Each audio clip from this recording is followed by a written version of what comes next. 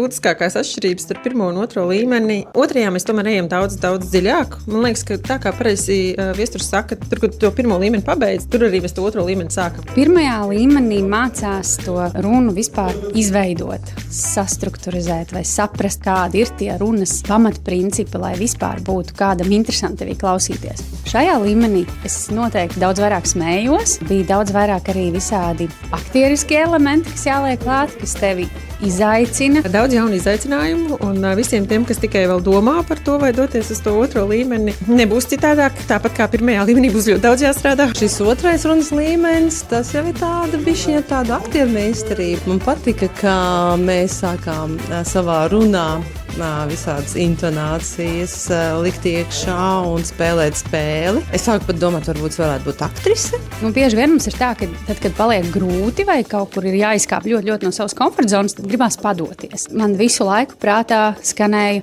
finish strong, kad vienkārši ir jātiek līdz galam un jāizdara līdz beigām.